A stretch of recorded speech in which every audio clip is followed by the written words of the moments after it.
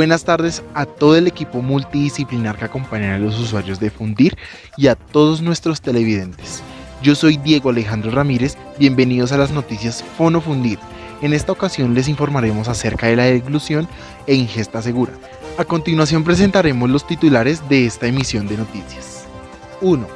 Varios fonoaudiólogos expertos nos van a explicar el concepto de la deglución y sus fases. 2. Nos informarán las posturas que se deben tener en cuenta para suministrar el alimento a nuestros usuarios. 3. Nos informarán qué síntomas más comunes pueden presentar las personas con alguna alteración en la ingesta de alimentos y qué pasa cuando se afecta el proceso de la deglución. 4. Tendremos una noticia de último momento. ¿Qué podemos hacer en caso de broncoaspiración? Nos explicarán lo que se debe y lo que no se debe realizar.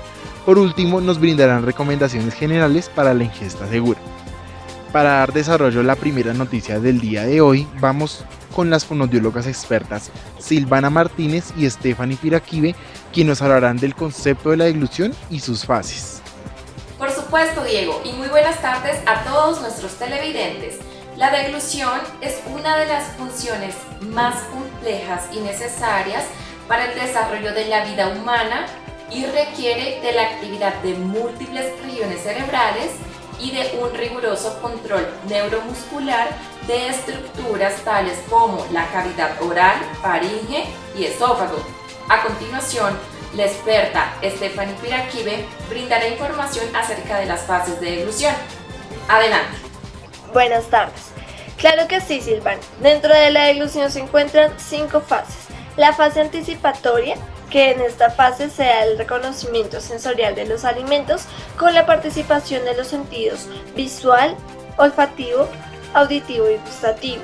En este proceso se evidencia antes de cualquier movimiento de la siguiente fase, ya que permite que las glándulas salivales secreten la mayor cantidad de fluido para así luego favorecer la formación de este bulbo alimenticio, y pasa a la siguiente fase donde se dan los procesos de masticación, trituración y pulverización. Dentro de este proceso, el patrón de movimiento varía según la textura, el tamaño y el grosor del alimento. Esta fase se llama preparatoria.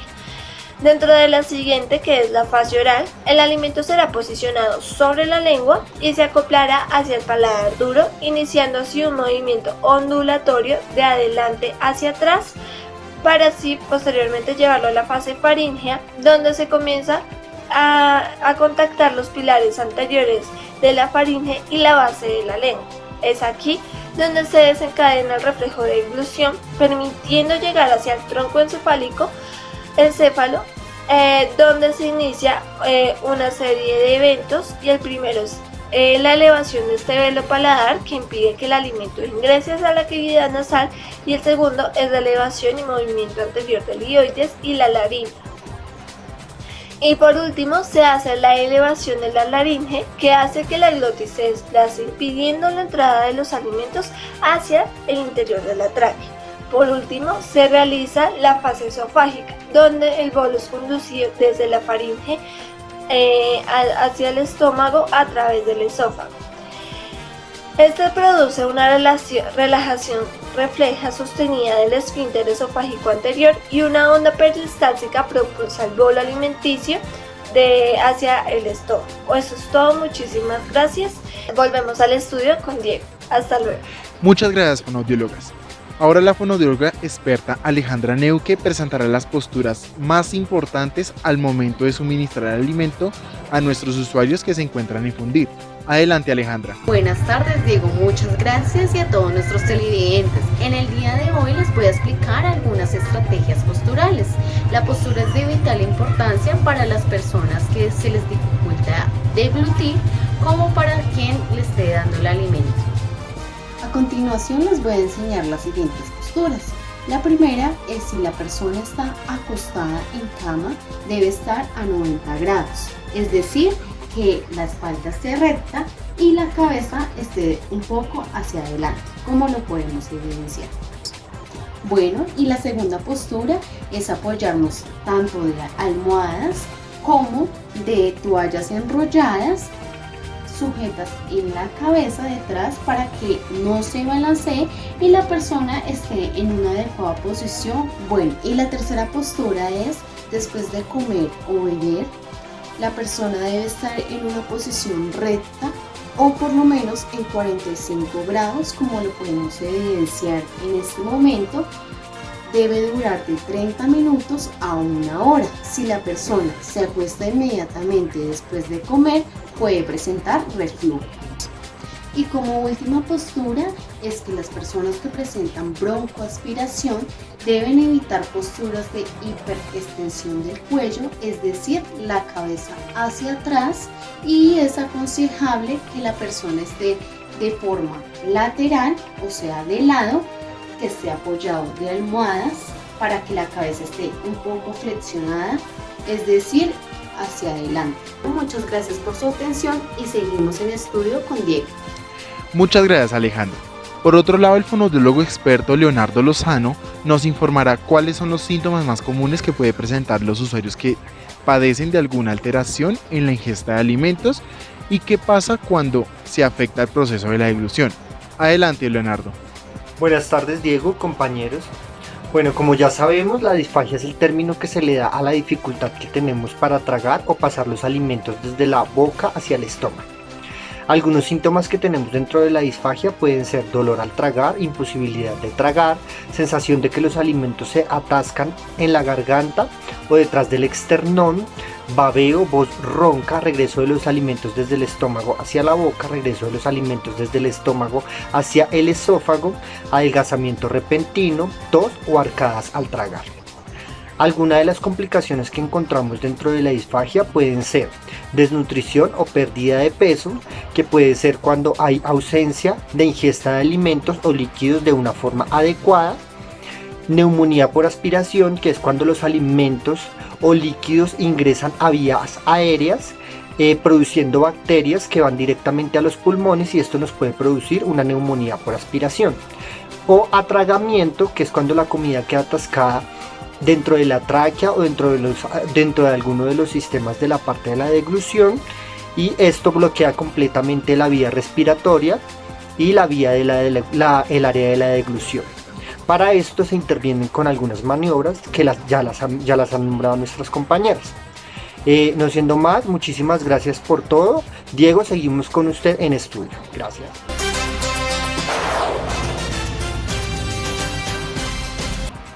Muchas gracias, Leonardo. En este momento hay una noticia de última hora. Se acaba de presentar un caso de una mujer que presenta síntomas de broncoaspiración. La fonoaudióloga experta Erika Gil está atendiendo el caso y nos explicará qué se debe hacer y qué no se debe hacer en la broncoaspiración. Adelante, Erika. Buenas tardes, Diego. Muchas gracias y también a nuestros televidentes. Bueno, la tarde de hoy vamos a compartir con ustedes la maniobra de Helmich. ¿Qué es la maniobra de Helmich? La maniobra de Helmich es una maniobra universal que puede salvar vidas y tienes 4 minutos. ¿Cuál es esta maniobra? Bueno, esta maniobra se da por broncoaspiración y atragantamiento de alimentos que va de vía aérea superior hacia los pulmones. ¿Qué puede pasar allí? Bueno, podemos estar en un restaurante compartiendo, cenando y tomando líquido. Entonces la persona puede estar hablando con las personas que están a su alrededor. ¿Qué es lo que pasa con esto?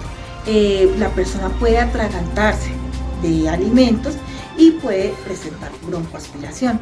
Entonces, si la persona está tosiendo, hay que dejar que tosa porque este oxígeno le puede ayudar a expulsar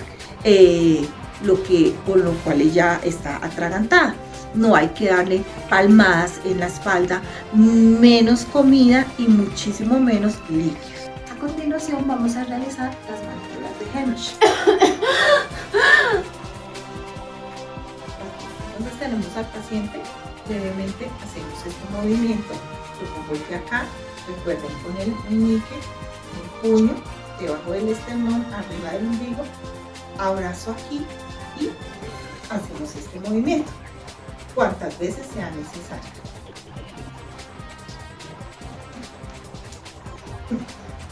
Bueno, muchísimas gracias. Esperamos que haya servido la explicación de las maniobras de Helmich y volvemos al estudio con Diego. Claro que sí, Erika. También debemos tener en cuenta que en el momento de la broncoaspiración no se debe inclinar la cabeza hacia atrás de manera momentánea cuando traga. y nunca introducir los dedos a la boca para inducir el vómito, ya que podemos aumentar la gravedad de la broncoaspiración, del mismo modo para evitar lesiones en el usuario y en el examinador. Para finalizar nuestra emisión del día de hoy, nos comunicamos con nuestra fonoaudióloga experta Yolima Ávila, que se encuentra en la ciudad de Bogotá. Yolima, ¿qué recomendaciones generales nos brindas para la ingesta segura? Adelante. Gracias, Diego. Para evitar aspiraciones y broncoaspiraciones, es muy importante tener en cuenta las siguientes recomendaciones. Primero, el tiempo adecuado que se debe emplear para el suministro del alimento. Sin prisa.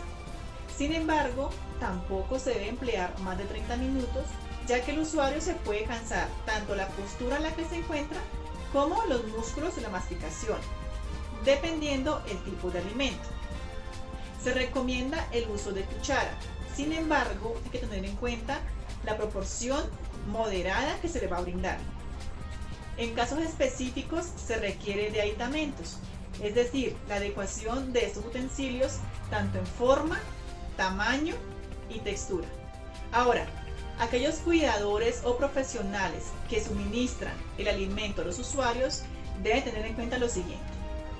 No se deben brindar alimentos a aquellos usuarios que presenten alteración a nivel de conciencia, somnolientos o agitados. El momento que se vaya a brindar el alimento se deben ubicar en la altura de los usuarios, es decir, al frente, para suministrar de forma adecuada y de esta forma evitar que el usuario levante la cabeza. Además, debe verificar que el usuario ingiera todo el alimento para proporcionar otra cucharada. No se recomienda el uso de pajitas o jeringas, ya que algunos usuarios no tienen el control para ingerir cierta cantidad de alimentos. El espacio que se debe brindar al alimento debe ser un espacio tranquilo y adecuado, evitando distractores como televisión y la radio.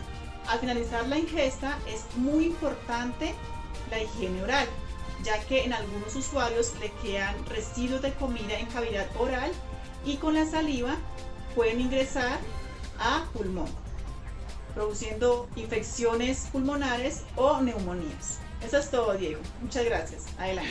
Muchas gracias, Yolima, a ustedes expertos y a ustedes también televidentes por sintonizar fielmente nuestro programa. Nos vemos en una próxima emisión. Hasta luego.